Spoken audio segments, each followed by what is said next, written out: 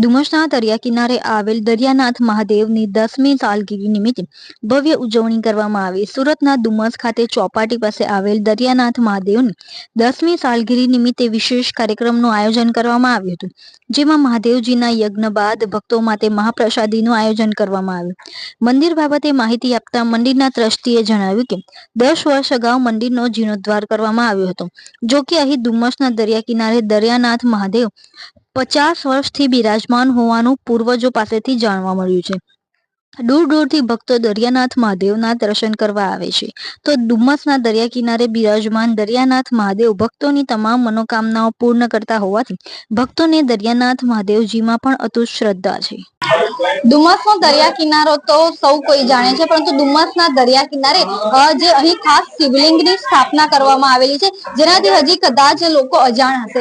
આજે આપણે અહીં મંદિરના જે ટ્રસ્ટીઓ છે તેમની પાસેથી જાણીએ કે કેવી રીતે અહીં ભગવાનની સ્થાપના કરવામાં આવેલી હતી અને કેટલા વર્ષ પુરાનું આ મંદિર છે। પ્રિમેર કુમાર વંશીભાઈ લશ્કરી ડુમસના વતની છે। દરિયાનાથ મહાદેવ દરિયા કિનારે વસેલા છે। અહીં લગભગ શિવલિંગનો ઓછામાં ઓછા 45 થી 50 વર્ષ શિવલિંગના થઈ ગયા છે, તો દરિયા કિનારે વસેલા છે। લોકોના અમે મંદિરનું નિર્માણ કર્યું તેને આજે 10 વર્ષ થયા છે। આજે 10મી સાલગીરી ઉજવી છે। અમે આજે સાલગીરી નિમિત્તે કેવા કાર્યક્રમ રાખવામાં આવ્યો છે? સાલગીરી નિમિત્તે મહાપ્રસાદ રાખવામાં આવ્યો છે, પછી મહાયજ્ઞ કરવામાં આવ્યો છે, જેથી લોકો એનો લાભ લીધો છે પૂજામાં બેસીને। અહીં જે મંદિરની જે સ્થાપના કરવામાં આવી છે, મહાદેવજીને અહીં બિરાજમાન કરવામાં આવેલા છે, તો આ મંદિરનો શું મહિમા છે? મહિમા છે એ છે કે શિવલિંગ આજે 40 થી 45 વર્ષ જૂનું છે, 50 વર્ષ ઉપર થઈ જવાનું છે।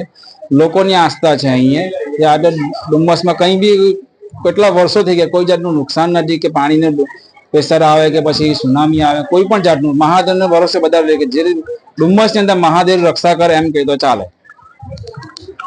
જી, આપણે જે રીતે અહીંના ટ્રસ્ટી સાથે વાત કરી, તેઓ જણાવ્યું કે અહીં જે આ દરિયાઈ જે મહાદેવજી છે તેમનું મંદિર આવેલું છે, જે આજે એમની 10મી સાલગીરી નિમિત્તે મંદિરમાં ખાસ આયોજન કરવામાં આવેલા હતા, હવન કરવામાં આવેલું હતું, તો ભક્તો માટે મહાપ્રસાદીનું પણ આયોજન કરવામાં આવેલું છે। અને આ મંદિર આશરે 50 વર્ષથી પણ વધુ પુરાણું હોવાનું તેઓએ જણાવ્યું હતું। કેમેરા પર્સન સાથે રશ્મિ રાણા, રફતાર સુરત।